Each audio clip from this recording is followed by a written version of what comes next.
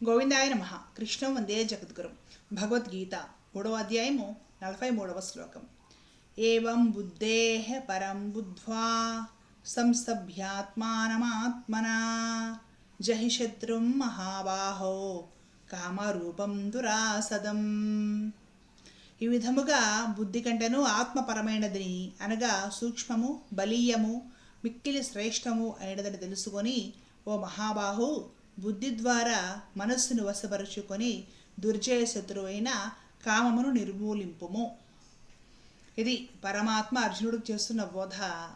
అర్జునుడిని ముందుంచుకొని మనందరికీ అంటే మానవాళి హితము కోసం చేస్తున్న బోధ. వింటే బాగుపడతాం. ఇంతకు ముందు శ్లోకంలో తెలుసుకున్నాం మనం, భౌతికమైన శరీరం కంటే కూడా ఇంద్రియాలు బలమైనవి, ఇంద్రియాల కంటే కూడా మనస్సు బలమైనది, మనస్సు కంటే కూడా బుద్ధి బలమైనది, బుద్ధి కంటే కూడా అల్టిమేట్ ఆత్మ చాలా బలమైనది. ఆత్మ బలం అంటాం మనం. కాబట్టి పరమాత్మ దానికి కంటిన్యూషన్గా చెబుతూ ఉన్నారు. బుద్ధి కంటే కూడా ఆత్మ పరమైనది అంటే సూక్ష్మము, బలీయము, మిక్కిలి శ్రేష్టము అయినదని తెలుసుకో.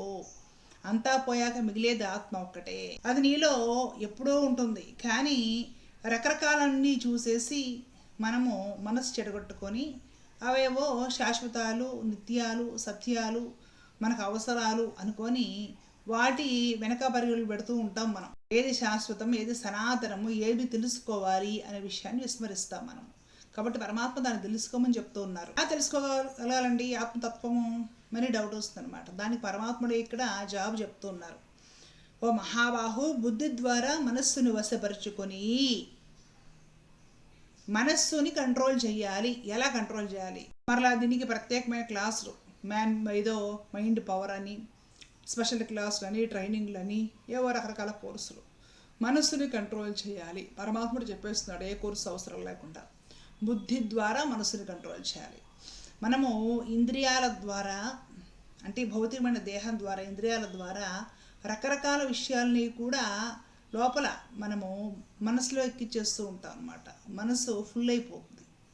రకరకాల ఆలోచనలు, రకరకాల విషయాలు, అక్కర్లేనివి కొన్ని, అక్కరకు వచ్చేవి కొన్ని, ఇవన్నీ కూడా ఏం చేస్తామంటే మతి నిండా నింపుతాం మనం.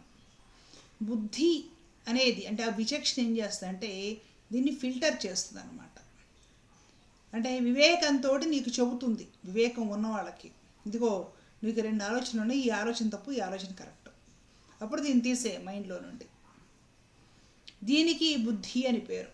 కాబట్టి ఈ బుద్ధిని చక్కగా వాడు, బుద్ధిని బాగా ప్రయోగించి మనస్సుని, ఇంద్రియాలని కంట్రోల్ చేయి అని చెప్తున్నాడు పరమాత్మ. తేలిగ్గా పట్టుకునే ఒక చిన్న ఉదాహరణ చెప్తా. ఈ రోజుల్లో చాలామంది ఆడపిల్లలు ఏదో చదువుకుంటూనో అలాగా ప్రేమలో పడిపోయి నచ్చిన అబ్బాయితోటి ఇంట్లో నుండి పారిపోవడం అవి చేస్తున్నారు. అవి సహజంగా చూసినప్పుడు అలాంటివన్నీ ఈ పరిణామాలు ఈ రోజుల్లో ఇంకొక అదే వయసు ఆడపిల్లకి ఏమనిపిస్తుంది అంటే ఇదంతా కూడా క్వైట్ న్యాచురల్, చాలా సహజం. అలా పారిపోవడం, అలా పారిపోయి కూడా హ్యాపీగా బ్రతికేస్తున్నారు. అలాగా పారిపోయి ఇంట్లో వాళ్ళ గొడవ రొద లేకుండా హాయిగా ఉంటున్నారు, హాయిగా జీవితాన్ని ఎంజాయ్ చేస్తున్నారు. అలా ఎంజాయ్ చేయడమే జీవితానికి పరమార్థం. ఇంతకుముందు పారిపోయిన నా ఫ్రెండ్స్ వాళ్ళు కూడా ఎంజాయ్ చేస్తున్నారంట, నేను కూడా పారిపోతే పోలేదా? మనసు ఇలా భౌతికమైనవే చూస్తుంది. ఎందుకంటే ఇంద్రియాల ద్వారా భౌతికమైన విషయాలు ఎక్కించుకుంది కాబట్టి ఇంతే ఆలోచిస్తుంది.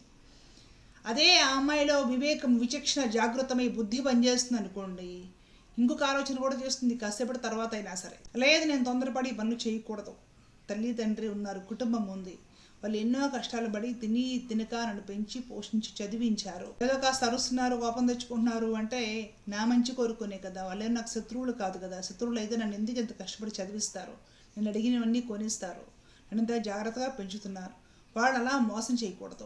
వాళ్ళని వదిలేసి నువ్వు నాతో పారిపోయిరా అని సలహా ఇచ్చేవాడు ఏ రకంగా మంచివాడు అవుతాడు? నేను తొందరపడుతున్నానేమో, కాసేపు ఆలోచించుకోవాలి, ఇలాంటివి ఇప్పుడు వద్దు, ప్రస్తుతానికి చదువుకునే ఒక స్టేజ్లో ఉన్నాం కాబట్టి చదువు మీదే దృష్టి పెట్టాలి, ఇంకా నా కాళ్ళ మీద నేను నిలబడలేదు, ఇట్లాగా ఒక పాజిటివ్ దృక్పథంతో మంచి చెడులు ఆలోచించుకోగలను విచక్షణ, వివేకం మేలుకుంది ఒక అమ్మాయిలు అంటే దానికి అక్కడ బుద్ధి కూడా పనిచేస్తుంది. అంటే మానసికంగా ఏ ఆలోచన వచ్చేస్తుందో, ఏ ఆకర్షణ కలిగిందో దాన్ని బుద్ధి ఫిల్టర్ చేస్తుంది అని అర్థం. అంటే తేలిగ్గా అర్థం అవడం కోసమని ఇలాంటి దృష్టాంతాలు చెప్తున్నాను నేను. కాబట్టి ఈ ఆలోచనలు ఇంద్రియాల ద్వారా మనసుకి ఎక్కినట్టు ఆలోచించడం మానేసి ఎవరో ఏదో అన్నారని దాన్ని ఆ విధంగానే మనము భావించడము, ఎక్కడి నుంచో విన్నది నిజమే అనుకోవడము, ఏదో మనకి తెలిస్తే అది నిజమే అనుకోవడం, అంతవరకే.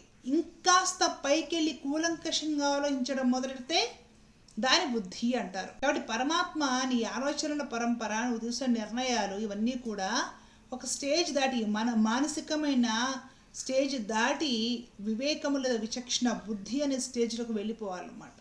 అప్పుడేమవుతుందంటే నీకు అప్పటి వరకు అనిపించినవి, నీకు అప్పటి వరకు తెలుసున్నవి, అప్పటి వరకు నీవు చేయాలనుకొని ఏదో మనసుకరం అనిపించినవన్నీ కూడా ఫిల్టర్ అయిపోతాయి బుద్ధిలో. ఫిల్టర్ అయిపోయి ఏది కరెక్టో, ఏది సరైన నిర్ణయము, ఏది సరైన ఆచరణం బుద్ధి దగ్గరికి వెళ్ళిన తర్వాత, ఆ లెవెల్కి వెళ్ళిన తర్వాత అర్థమవుతాయి.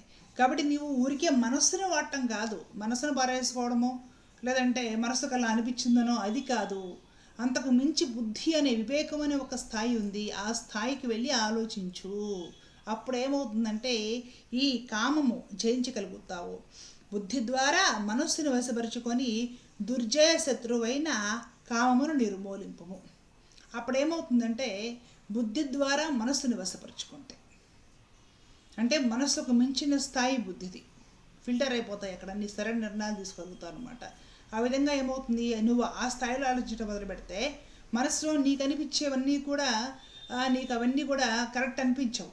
వద్దు, ఇంకాస్త బాగా ఆలోచించాలి, తొందరపడి నిర్ణయాలు తీసుకోకూడదు, ఆ స్థాయికి వెళ్ళిపోతావు అనమాట. అప్పుడు ఈ రకరకాల కోరికలు పుట్టుకురావడము, ఇంద్రియాలకు సంబంధించిన వెంపర్లు ఆట వాటన్నిటిలో కూడా విచక్షణ ఏర్పడుతుంది. ఎందుకంటే అక్కడ మనస్సు కాదు, దానికి మించి బుద్ధి ఫిల్టర్ చేసి ఏది కరెక్టో అది మాత్రమే పనిచేస్తుంది, బుద్ధి అలా పనిచేస్తుంది. కాబట్టి బుద్ధి ద్వారా, మంచి బుద్ధి ద్వారా ఈ ఇంద్రియాలని, మనసుని కంట్రోల్ చేసి పడేసాయి, ఈ కోరికల్ని కంట్రోల్ చేసి పడేసాయి. ఈ కోరికలు అనేవి నీ జీవితానికి శత్రువులు. వీటికి ఒక అదుపు అనేది ఏమీ ఉండదు. రకరకాల పుట్టుకొస్తూనే ఉంటాయి. చూసిన ప్రతి దాని మీదకు మనసు పోతూనే ఉంటుంది. మనసుకు అన్నీ కావాలనిపిస్తాయి, ఏదో ఆరాటం ఉంటుంది.